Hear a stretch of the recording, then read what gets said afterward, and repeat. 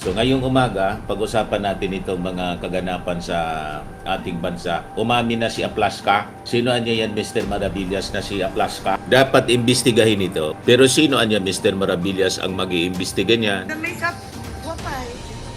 Kaya galit na galit yung mga DDS kasi lumalabas yung totoong kwento. Wala, labo-labo na, Bisaya. Ada, inyong Ben. Sige. Noon pa, sa Ilocos, no? Tao yan. Sige, sige. Ada, inyong May 14 ng umaga, kahapon ng early in the morning, Senator, 1:20 a.m., yung nakita ninyo po, 11 p.m. yon. May 13 pa yon. Pero at 1:20 in the morning, May Nagbabagang mga balita at pagtalakay sa mga isyu ng lipunan. Bulsa, opinyon, banat at paglalantad sa katotohanan. Bulsa, what you see is what you get. You decide. Kumusta po kayo? So ngayong umaga, pag-usapan natin itong mga kaganapan sa ating bansa. Umamin na si Aplaska. Sino niya yan, Mr. Maravillas, na si Aplaska? Dapat imbestigahin ito. Pero sino niya, Mr. Maravillas, ang mag-iimbestiga niyan? Nag-create talaga sila ng senaryo to distract the impeachment trial. Kaya itong Senadong ito, I think kailangan na pong i-abolish yung Senado natin. Kasi pinamumugaran ng mga kriminal. Kung hindi may kasong crimes against humanity, dalawa dyan ang may kaso, si Bongo. Susunod na nga daw na i-issuehan ng warrant of arrest, sabi ni Trillanes, itong si Bato de la Rosa. ano ba naman itong itsura ng Senado namin? May mga pulis pa yata hindi nakakakain dyan sa likod. Halina, halina. Alatang drama niya. Ayan o, Hirap ito ba operate? nagkalat yung mga Ayan. manikin. Sige. O yan. O, nag-distribute siya ng Jollibee. Mahirap ito nag-operate na gusto. Ah. Halika kayo. Ayan, sige. Bigyan. Alam niyo yung tawag yan? Nagpapahalnas. Yung tawag dito sa amin yan, nagpapahalnas. Pinifeed niya, pinapakain niya para may gusto siyang ma-achieve na maging mabait sa kanila yung pulis. Talagang magiging mabait sa kanila yung pulis kasi yung Chief PNP, si Nartates, siya pala nagrekomenda niya. Kaya kita ninyo si Nartates habang ini-interview. Kaya dapat siguro yung ating Pangulo, tanggalin si John Vic, tanggalin si Nartates. Kung tinanggal yung matino, mga kababayan, na Chief PNP, kung si General Torreon, wala na, na-deliver na yan. Kaya lang si Nartates, na ang sabi, ang kwento, tao ni Aimee si Nartates. Now you know kung bakit ganito ang trato ni Aimee sa mga pulis. Pinagbigyan kasi, malamang kasama sa drama. Na makeup, wapay. Kaya galit na galit yung mga DDS kasi lumalabas yung totoong kwento. Wala, labo-labo na, Bisaya. Ada, inyong Ben. Sige. Noon pa, sa Ilocos, no? Tao yan. Sige, sige. Ada, inyong kulang yan eh. Pero to follow. Iyan ang ginagawa ni Aimee Marcos na inaasikaso niya ang mga polis kasi na-achieve nila cuddling O yung mga... suspected criminal. Sino ba yung hindi Ugante. nakakakain? Nako, dito lang may operation na gutom. Ano, meron ka ba? Napaka-plastic nitong si Aimee Paano na tayo Marcos. mag-distribute mo? Ayan. Hello. Ayan, picture. Sibot-sibot po. Ito, picture. Ayan, abalang-abala siya. Maghahating gabi na. Naging vlogger na siya. Anong gagawin yung kain? Anong oras yung Ah. gagawin tayo? Naglalangis, madaling sabi, sa mga PNP officials na nandiyan dyan, pinapakain niya para Talaga. magtanaw ng utang na loob. Okay, go. Ayan. Ayan na, may food na sila. Hi, Robin. Say hello. Kawawa na yung mga kawal, lalo yung mga pulis. Di ba nakain since lunchtime? Maghating gabi na. Hello, hello, hello. Kasama si Robin. Yan ang mga kasabwat niya. Si Robin yung nag-aid. Pero lupat na yung mga yan. Kaya pinapakain. Sumakay daw sa sasakyan ni Robin pa alis. Paano may Jollibee? Ang walang kamatayan Jollibee. Ewan ko sa inyo, kayo nung nag-operate. So pinalusot nila. Wala talaga. O, kawawa naman. Anong oras na? 11, ewan. 11 in the evening yan. Naglalangi sila. Halika, halika. Para ano? Para hindi harangin. Sige, halika. Walang pasensya Ay, maghabing gabi. So at 2:30 o 2:40 AM, sinamahan palabas ni Robin Padilla si Bato para makatakas. Sino pa? Sino? May tao pa dyan sa likod? Ganon sila, utak sindikato. Ito yung timeline. Paano nakaalis si Bato de la Rosa, mga kababayan? May 14 ng umaga, kahapon ng early in the morning, Senator, 1:20 AM, yung nakita ninyo po, 11 PM yon, May 13 pa yon.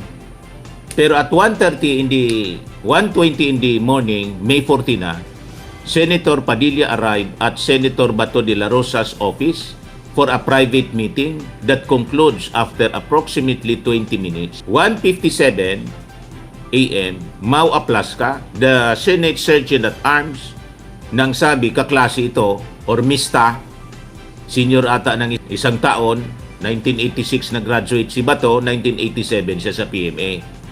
Entered Senator Bato's office to conduct a check. 2:20 AM, Aplasca departed the office and informed the security detail that Senator Bato is retiring for the night. Magpapahinga na. At 2:30 AM, Senator Bato left his office and informed his protective personnel that he is heading to the restroom. However, he instead bypassed the restroom and entered the fire exit to head downstairs. Yun ang ginawa. Then, at 2:30 AM, while moving toward the parking area, Senator Bato met Senator Padilla on the 4th floor. They continued together to the basement level where an SUV was waiting. Senator Bato boarded the vehicle which was driven by Senator Padilla and occupied by an additional staff member. Senate security personnel attempted to block the vehicle but the SUV sped past them and successfully left the premise. So ang tumulong, mga kababayan, para makatakas si Robin Padilla. Kaya si Robin po, sa mga pictures doon, wala. Laging kasama si Bato de la Rosa. Paikot-ikot si Robin. Kaya nga may mga duda na yung nagpaputok, yung unang mga kumalat sa social media, baka mga bodyguard ni Robin Padilla or baka si Robin Padilla mismo. Yun ang unang mga kumalat sa social media. Pero ngayon, inamin na ni Aplasca na siya daw yung unang nagpaputok. So the intention, mga kababayan, malinaw, to create chaos. Tama yung mga analysis. To distract people, especially the media. Kaya nagkakagulo din yung media po. Kasi siyempre, ganon. Nag-create sila ng senaryo, ng drama. So habang nagkakagulo, ito na yung ginawa. Tumakas, aided by Robin Padilla, itong si Bato de la Rosa. Ngayon, kaya yung post ni Father Ranhilio Calyangan Aquino, ito ba niya yung under attack? Wala dito si Robin sa picture kasi busy siya sa pagpaplano na patakasin si Bato. Kasabwat natural ito lahat na nasa majority. Yan nagpa-picture-picture sila, pero ang sabi nila, nagkumakain sila. Sabi nila, kaya sabi ni Father Ranilio Calyangan Aquino, I thought they were under attack. Walang ganyan po, mga kababayan, na pagmumuka ng mga taong under attack. Mga moron lang, idiot. Tulad nitong mga followers nila na nanonood dito sa atin.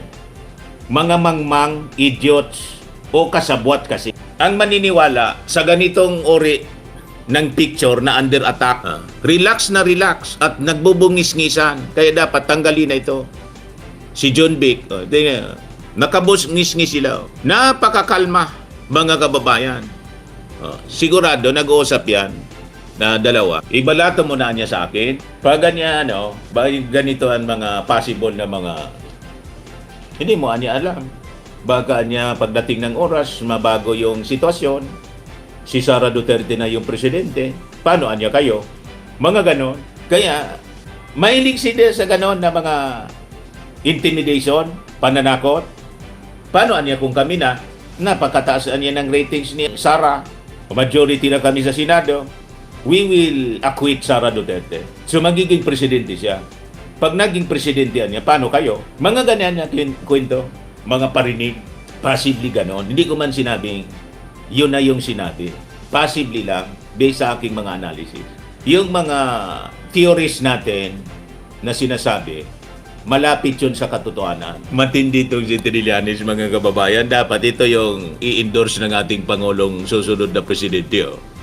Sabi ni Antonio Trillanes, huwag kang matutulog ng dalawang mata. Former Senator Antonio Trillanes warned Senator Ronald Bato de la Rosa, the pursuit is far from over. Mr. Bato de la Rosa, we will be coming after you. Huwag kang matutulog ng dalawang mata dahil maaring nandyan na sa tabi mo ang hahabol sa iyo. Mahirap ang ganon na hindi ka na makatulog sa dalawang mata. Ganon na. Oh. Kaya nga, ginamit pa si Juan Ponce Enrile. Basahin ko sa inyo. Nag-react mga kababayan. Nag-react si Katrina Ponce Enrile. Ginagamit mga kababayan sa kanyang sariling agenda. Secretary Katrina Ponce Enrile, daughter of late Senator Juan Ponce Enrile, issued a statement after Senator Alan Cayetano mentioned his close relationship with GPE during a press conference.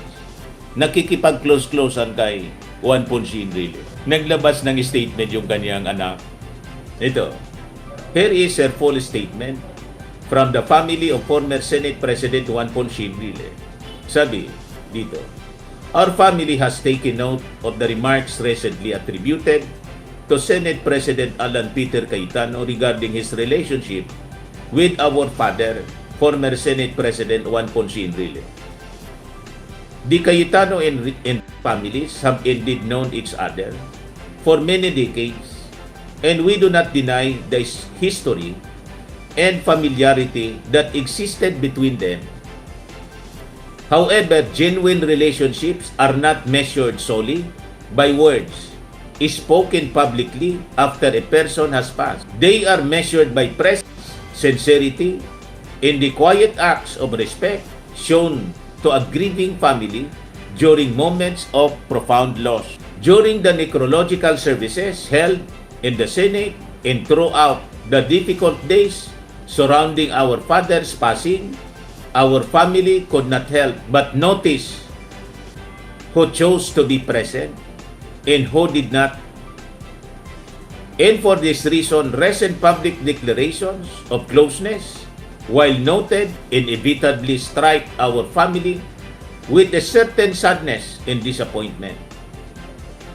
Our father's legacy, sacrifices, and decades of service to the nation should never be revisited only when convenient, politically useful, or publicly advantageous. He deserved sincerity in life, dignity in death, and peace in memory.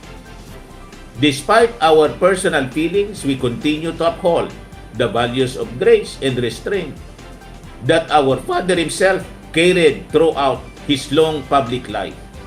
We pray that all who invoke his name do so with honesty, consistency, and genuine respect. The family of Juan Ponce Enrile. Sinupalpal siya, no? Pa-close-close ka niya kasi convenient sa'yo, gamitin mo sa preskon mo yung aking tatay. Nasusukatan niya ang sinasabi na closeness, kumbaga. Doon na niya sa necrological, sino ang nandun, sino ang wala. Ibig sabihin, si Alan Peter Cayetano hindi man pumunta. Pero, pa-close-close siya. Kasi gusto niyang gamitin yung pangalan ng dating Defense Minister. Madaling sabi, sa isang salita, itong sulat ni Katrina Juan Ponce Enrile, ang tawag kay sa isang salita lang po, ako na ang magtatawag, plastic. Yan ang summary ng mahabang statement ni Katrina describe Alan Peter Cayetano. Plastic. Yun sabi kasi ni Alan Peter Cayetano. Ayan ginagamit yung pangalan ni Enrile. Sa press con kahapon na nag-tantrum siya, biglang hinampas yung pudyo. I call my tito, but I call blood uncles, uncle. But the only people I call uncle who are not related to me are two people, and one of them is GPE, because I grew up with him. So pag hindi nila ginampanan mga kababayan, I think panahon na i-abolish yung Senado kasi wala nang pakinabang. Puro perwisyo ang ginagawa sa atin ng Senado. So i-abolish na lang yung Senado. Mag-sacrifice na lang yung mga matitinong senador.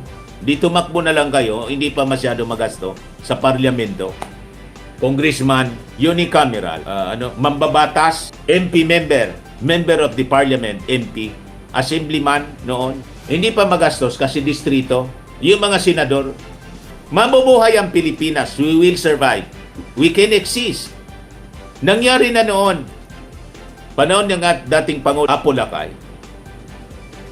Noon nga, sinulo through presidential decrees yung legislation. Sinulo ng dating Pangulong Marcos Sr. Kaya nga yung Dangerous Act, Drugs Act, presidential decree yan. Ang daming presidential decrees na ginawa yung dating Pangulong Marcos Sr. Until today, hindi man po nire-repeal, hindi pinapalitan. Still existing, is still being enforced, presidential decrees. Kaysa may mga senador tayo na hindi man naglilingkod sa ating bayan kundi sa pamilya Duterte. So going back mga kababayan dito, si Aplasca said they were ready for any eventuality but did not anticipate an exchange of gunfire between the Senate's Office of Sergeant at Arms, staff and NBI personnel. Imbestigahan nito. Our procedure in law enforcement is to first give a challenge of verbal warning, which we did. Second, if they cooperate with a verbal warning, when they walk to clarify why they are there, that is not what happened. After our verbal warning, they returned fire. When asked to clarify whether he was the first to fire, Aplasca made the admission, saying he fired his gun upward. I was the first one to make a warning shot. I fired my gun upwards. Aplasca said it is unusual for NBI not to coordinate with them when in the vicinity, even if they are in the adjacent government service insurances. Wala man nga talaga rason mag-coordinate yung sinasabing NBI kasi wala man order to serve the warrant of arrest kasi may usapan na with Alan Peter Cayetano. Yun ang sinasabi ni Director Matiba. Kaya yung mga kwento ni Amy Marcos na may utos daw pati si BBM mismo, yung kapatid niya, na aristuhin daw mga kababayan. Ay, ikuhan ko po sa inyo, mga kababayan. Ay, ito pala, basahin ko muna. NBI Director Melvin Matibag shares with the Inquirer a copy of the request letter signed by GSIS President and General Manager Vic Biloso dated May 13, the day the shooting incident took place at the Senate. Based on the letter, Biloso requested Matibag to deploy NBI personnel at the GSIS premises where the Senate is located to assist in maintaining peace and order and security in the area amid the tensions caused by supposed arrest of Senator Bato de la Rosa. Their presence would greatly help ensure the safety of all individuals within the premises, prevent any untoward incidents, and support the orderly conduct of ongoing actions. So yan mga kababayan, we trust in your favorable consideration and immediate action on this matter. Very truly yours, Jose Arnolfo Biloso. So may sulat pala, kaya may presence ng NBI, katabing building, GSIS. Pero yung Senate building po, GSIS building din yon. Kaya yung mismong GSIS doon, sa katabi, nag-request yung General Manager. O ngayon, nag-post yung mga DDS ng mismong naging statement ni Amy Marcos na live streaming. Ito yung sabi ni Amy. Senator Amy said that NBI was ordered by BBM to arrest Bato at all costs kahit may mamatay. So, ganun magtahi-tahi. Pag DDS po, kahit Marcos ang apelyido, pag naging DDS po, nagiging napakasinungaling. Mismo na yung ating Pangulo nagsabi. Wala akong utosan yan, ganyan. Pero, anya Mr. Maravillas, anong tingin mo? Bakit hindi nag-utos yung ating Pangulo Marunong siyang rumispeto po ng agreement. Hinold niya, walang utos sa NBI to serve the warrant of arrest kasi nire-respect niya yung pag-desisyon ng presidente ng Senado. Kita ninyo ang ugali ng ating Pangulo. Nirespeto niya kahit hindi niya kaalyado si Alan Peter Cayetano, isang full-blooded DDS, katandim ni Digong, kalaban niya ng Vice President, tinawag sa niya na magnanakaw during the debate. Pero nirespeto niya bilang Senate President. Ganon yung ating Pangulo. Nagagalit nga yung mga supporters. Kung bakit hindi pa, mga kababayan, in-execute habang nandun pa si Bato de la Rosa at tinayaan na makatakas, ang inutusan pa with clear instruction, do not arrest. Ang inutusan pa si John Vic, na si John Vic laging daplis sa pag-aresto. Talaga niya siguro, Mr. Maravilla, sinayaan niya na magtrabaho si John Vic para pumalpak ng pumalpak. May rason para tanggalin. Malamang. Aplas ka. De la Rosa asked PNP if he can stay in Krame or White House. Nakikipag-negotiate na kung pwede mag-stay daw, imbis na sa Senado, kasi delikado siya sa Senado, doon na lang sa Krame. Kasi nandun yung mga kasapakat niya. May mga tao pa siya doon. Nakikipag-abrasa nga. Senator Bato de la Rosa asked the Philippine National Police if he can stay in the room inside the chief residence in Camp Crame as he no longer felt safe being in the Senate after the gunfire. This was revealed by Acting Senate Sergeant at Arms Mau Aplasca during an interview with Senate reporters. After De La Rosa supposedly asked Interior Secretary John B. Crimolia and PNP Chief General Jose Melencio Nartates if he can stay with the PNP instead. Doon na lang anyako. Kasi po, at home siya sa PNP. At yung PNP chief, barkada ni Amy Marcos. Gusto pang tumira mga kababayan sa White House? O, na gustong tumira sa Senado? Gustong gawing hotel? May parinig pala ako sa inyo. Ito si Robin Padilla. Pagkaalyado niya, mga kababayan, pwede tumira sa Senado. Pero, si Trillanes noon, pinagsasalitaan niya si Trillanes. Ito. Mamaya dyan, ang balita ko, dyan kayo matutulog sa Senado. Si Trillanes yan, panahon ni Trillanes. Pagbira kayo, kami nagbabayad dyan. Ano ba naman yung mag-submit kayo dyan sa authority? Kung merong warrant... Viral ito ngayon. Yung sumama ka muna, pare. Trillanes, hindi ka naman gagalawin ng mga sundalo at kabaro mo naman yun. Nung inaaresto si Trillanes, Parehas, kasi sila loyal sa katipunan ko. Kasi magdiwang kami. Ikaw magdalo ka, wala kang kasama, ikaw lang yan. Pare, save the Filipino, the hassle. Huwag ka nang gumawa ng huwag ka nang gumawa. Pare, ano na naman, gusto grandstanding na naman eh. Hindi mo kailangan mag-grandstanding ngayon, pare. Sumunod ka sa batas. kita mo? Kaya itong mga DDS, mga kababayan, DDS senators, puro kinakain nila yung kanilang suka. Kaya mahilig sila yung mga DDS, kain suka niya kayo. Kayo yung kain suka na malina. Kung mali yung batas, edi panalo ka. Di ba? Kung tama yung batas, edi pare, alam nakita ng taong sumunod ka. Patunayan mo pare na ikaw ay sumusunod ka sa batas kasi ang pangit eh. Wala, lagi na lang kayo dyan nagtatago sa Senado. Ano ba yan, Senado na yan? Taguan nyo? Pambira na kailangan kayo... Nag-viral ngayon, Pambira. nakalkal sa internet, yung mga paninindigan niya na puro baliktad ngayon. Harapin natin. Harapin na niya. Makalaki tayo. Yan ang hindi inaharap. Hindi inaharap ni Bato. Gusto ba ni Mayor yung pare na nandun siya? Alam mo yung Pangulo natin eh. Sa totoo lang eh.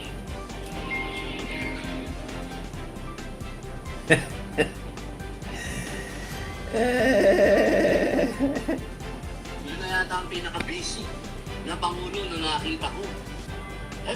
Anong gusto mo? Pag-aksyahan ka ng panahon dito sa Senado, siya pa pumunta dito, bakit gagawin niyo? Ako nandito. Oh, ano ngayon? Wala pa yung warrant eh. Tagal. Ulit na nga ako. Ba pambira pare, kapag tinakbuhan mo yung warrant na yan, ano pa naman?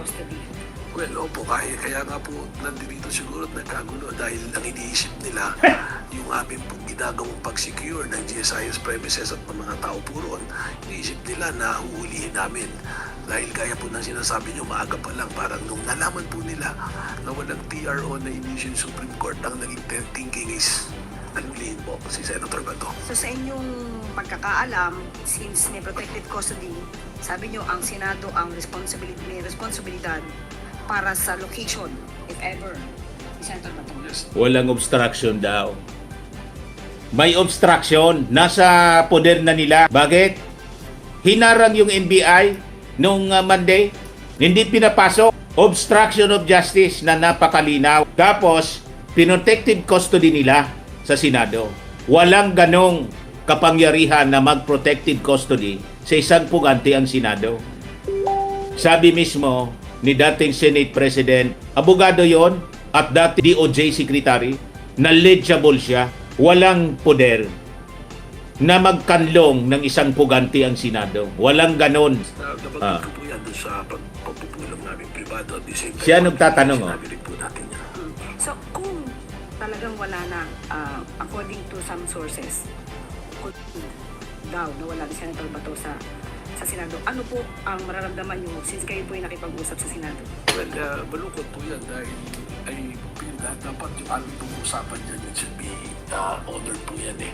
Dahil ako naman po naniniwala. Mananagot ang mga senador. Kagalan-galan po natin, Senador. Sila humingi ng gano'n at ang pagkakalam naman natin. Malamang magbuo ng kaso. Po si Senator Bato kung Obstruction of justice. batas at konstitusyon. Pinatakas nila ang isang pugante. Nanggit po ni Evan, kung merong pagtingin yung ibang mga kababayan natin na mukhang stage ang commotion ginawa para Mukhang stage. Stage talaga po. si Senator Bato, meron po kayong ganong naulimigan? Well, I'll be very honest with you, no? That's the sentiment of our NBI agents kasi nandun kami, of course, hindi na rin lang para sa seguridad ng GSIS, kundi yung amin na rin mandato na siguraduhin na yung isang tao na may mandato di aresto ay malaman namin kung saan pupunta. Lalo na nakita naman natin ano na ba't di nagtago mula nung nabalita may waran. So isa na po sa amin tinitingnan yun. Kaya naman po, ibang mga katanungan tungkol dun, ang sinasabi ko lang, we will always defer to the judgment of the Department of Justice dahil sila po yung primerong ahensya na Malamang kasuhan po ng Department of Justice. Salamat sa ating NBI Director, Atty. Melvin Matibay. And of course, PNP Matibay, Chief matibag. Finance Ay, matibay kasi. Nagsasabi po ng matibay, kilala ko po yan, Mama. Ano mo ba? Ulit 10. Take 2. Maraming salamat kay NBI Director Atty. Melvin Matibag at PNP Chief General Jose Melesio Natates Jr. At tandaan po natin, ang bagong Pilipino ay para sa katotohanan Oh. at hindi para sa pagko-cover up. At dito po rin tatapos ang ating press brief. Malinaw po ang mensahe. Ang bagong Pilipinas ay para sa katotohanan, hindi sa pag-cover up. Malinaw ang mensahe ng Palasyo Malacanang sa mga senador. Nagko-cover up kayo. Pinoproteksya na ninyo ang pugante. Malamang ang susunod na order, mga kababayan ng Palasyo, sa DOJ, investigate the senator. Pero tingnan ninyo ang ating Pangulo. Patuloy na Sa mga probinsya, sa mga gandang hapon sa lahat. tumutulong lang.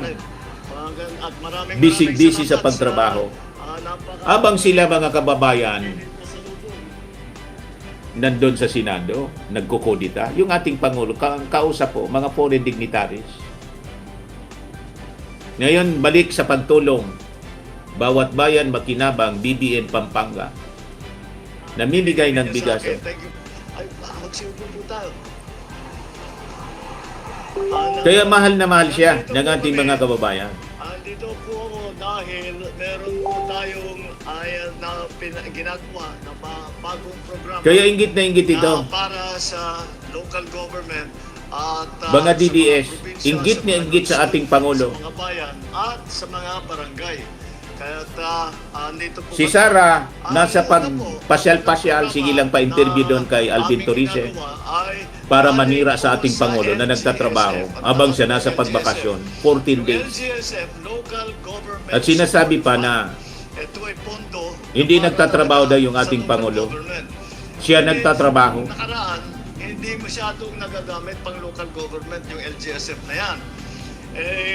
Naalala ko, nung gobernador ko ng Ilocos Norte, napapalitaan ko yung LGSF, tinatanong ko sa mga kasama kong gobernador, sabi ko sa kanila, paano ba makuha yan? Hindi namin alam. Sige, lumapit ka na lang, tignan natin.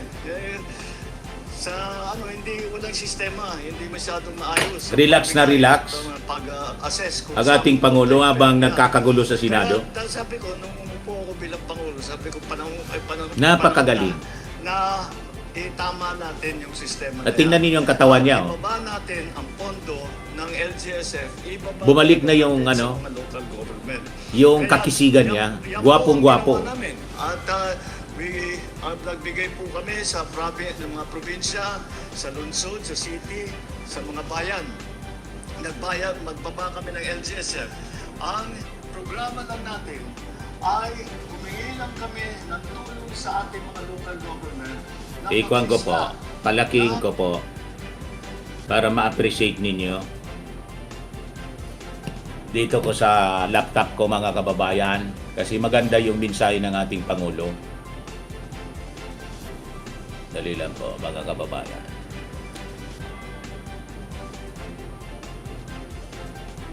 Kasi yung Senado puro katarantaduhan ng mga ginagawa. Yung ating Pangulo, puro lang serbisyo. Magandang hapon sa inyo lahat.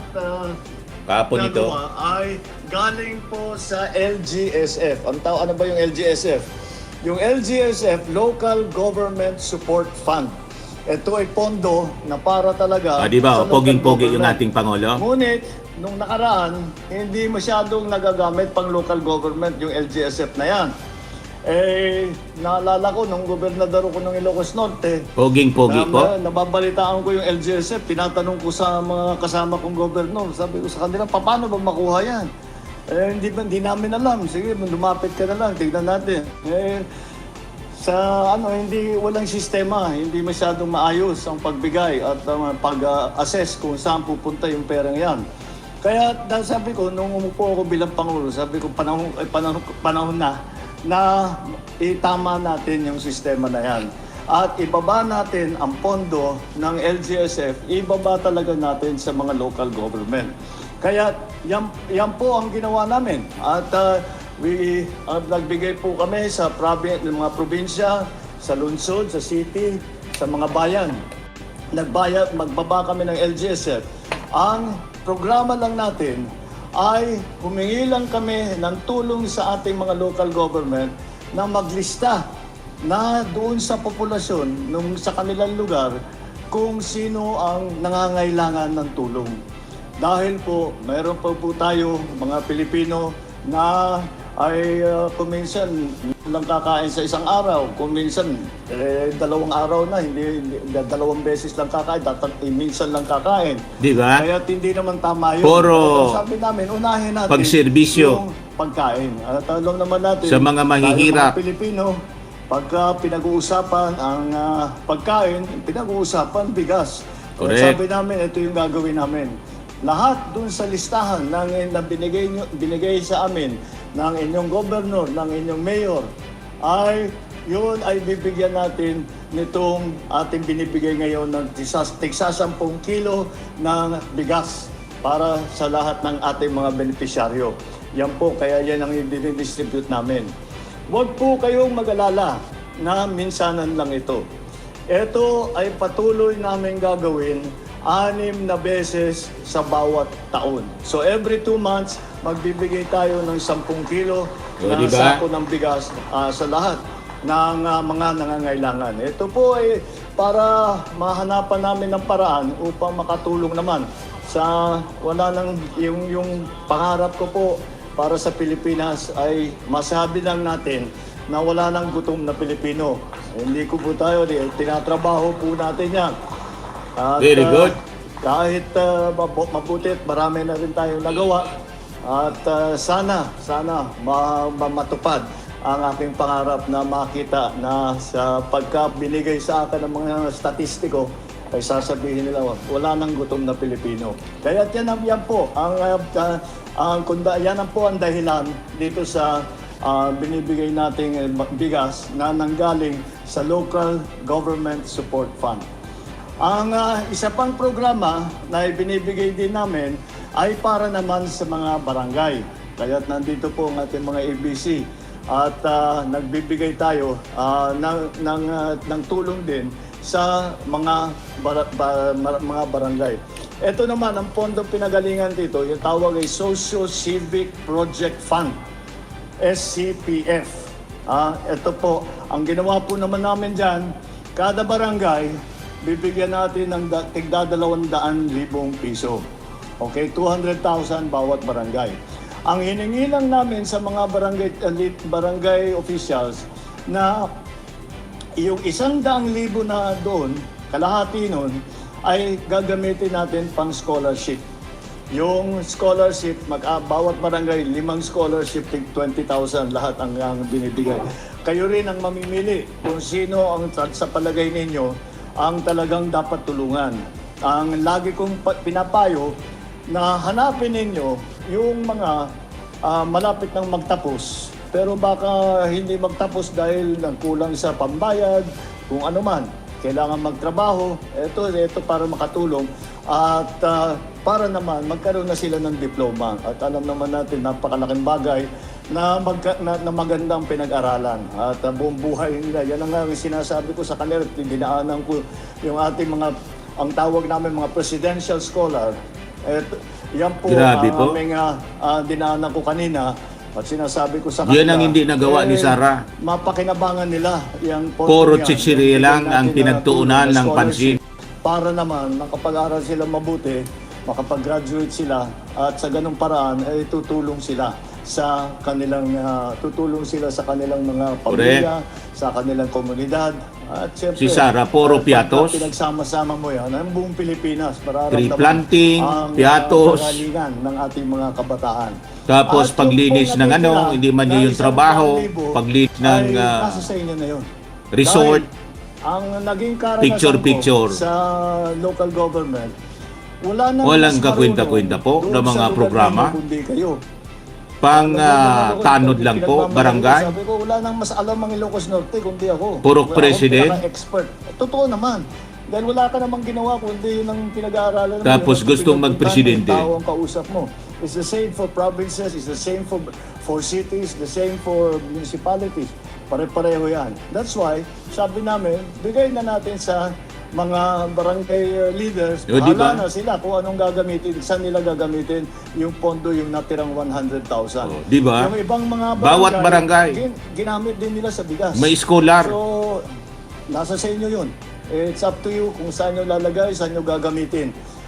Dahil alam ninyo ang pangangailangan sa mga lugar ninyo, sa mga Napakagaling. barangay ninyo. At kadalasan, alam din ninyo kung paano ayusin ang problema, kung may problema man. Correct. So, yun ang ating mga ginagawa ngayon. Yun po ang programa na dinadala natin para makatulong sa taong bayan, para makatulong sa mga lalong-lalo na. Si Sara, sa ating puro mga makatulong kababayan sa sarili. na nangangailangan ng tulong. Sa tatay niya, Dahil sa pagkain, puro dahil pansarili. sa iba't ibang bagay, dahil sa pag-aaral, ay lahat yan ay tinitignan po namin. Tapos sisiraan pa yung ating Hinahanapan Pangulo natin na yung mga nagtatrabaho. iba't ibang solusyon. At hanggat kaya ng pamahalaan, ay gagawin namin, Correct. gagawa kami ng programang kagaya nito upang tumulong sa ating mga minamahal na kababayan. At alam naman po natin na marami pa sa atin ang nangangailangan talaga ng kaunting tulong. At kaya Krisis nandito po, yan po ang trabaho ng gobyerno. Krisis Yan ang trabaho sa ng Middle pamahalaan East. upang Si Sara tumulong nasa dahig. sa mga nangangailangan ng tulong. At sino ba ang hindi nangangailangan ng tulong once in a while? Kaya po, asahan po ninyo na ang Tapos pamahalaan may ng lakas pa gobyerno ng ninyo loob nandito na po. manira sa ating At Pangulo. wala kaming ginawa, Subsub sa trabaho. kundi mag-isip kung paano pa ang gagawin namin para tumulong Napakasama sa taong ng bayan. budhi. At hindi lang kami nag-iisip, nakikinig din po kami. Kaya pagka meron kayong kailangan, pagka meron kayong nakita na hindi tama o may naisip kayo magandang Kita pwedeng mo. gawin, sabihan niyo po Open. kami. Open At siya sa hanggang- magandang sabi ko, kaisipan. hanggat kaya namin gagawin namin. Basta't maliwanag, nakakatulong sa taong bayan, O, di ba? gagawin po ng inyong gobyerno. Hindi po kayo inihiwanan. Sabi ni po Sara, kayo hindi ko anya sasabihin. Wala man siyang sasabihin na maganda At, kasi na lahat pwedeng po gawin ng para sa trabaho bayan. Ng lahat ng national government at mga local government ay pinagsama-sama na namin para talagang magkaroon Puro lang piatos, magkaroon ng magandang pampano. resulta itong aming ilinalabas na programa. Kaya yun lang po, good luck po at sana ay ito'y makatulong. Sana po ay makikita natin ang mga resulta nitong ating mga ginagawa sa darating na mga ilang taon. Puro Yan po piatos? ang ating Puro mensahe piki para yung pirma? Sa araw na ito. Maraming salamat po. Good afternoon po. Galit na galit yung mga DDS. Truth hurts. O di ba? Puro pamperso ang ginagawa ni Sara. Tapos may lakas ng loob na manira. Puro pagkulimbat. O, tama na, mga kababayan. Bukas naman. Maraming salamat. Ako po si Dante Maravillas. Bye-bye. God bless. Max Firming and Lifting Cream. Pinapahid po sa mga pulses in affected area. Mainam po sa paninigas ng mga kaso-kasuan. Ito naman po, Automax Radiant Serum. Sa mukha naman yung application. Anti-aging po siya. You will look 10 years younger than your age. Sa mga cancer patients naman po, baka lang gusto ninyo itong itry. Neng siya red mixed fruit drink. Hindi mo po siya gamot, food supplement siya. Kaya lang, gawa siya mga kababayan sa goji berry. Yung goji berry may anti-cancer properties. O ngayon, yung mga inquiries ninyo, dumiritso na lang kayo sa aming messenger sa Facebook para masagot namin agad. Ayos pa? Ayos na ayos niya, Mr. Maravilla. Sa mga nagana po ng malinis and spacious fitness gym, pumunta lang po kayo sa aming Colossal Fitness Gym. May Grab car rental din po kami. But anyway, ito po pala yung aming bagong product na binibenta online. I am worldwide amazing pure organic barley powdered drink mix from Australia. Negosyo to ng aking anak na architect entrepreneur Riz Maravillas. Ayan po. Kontakin na lang po ninyo siya, Riz Maravillas on Facebook. Ang mga health benefits niya, boost immunity, improves digestion, enhance energy levels, packed with antioxidants, prevent cancer. Ito naman po yung bago naming product na binibenta online. Eye Glow Serum, whitening po siya. Tingnan ninyo yung epekto sa aking anak na architect before and now. Yung mga inquiries po ninyo, dumiretso na lang kayo sa kanyang Facebook account, Riz Maravillas.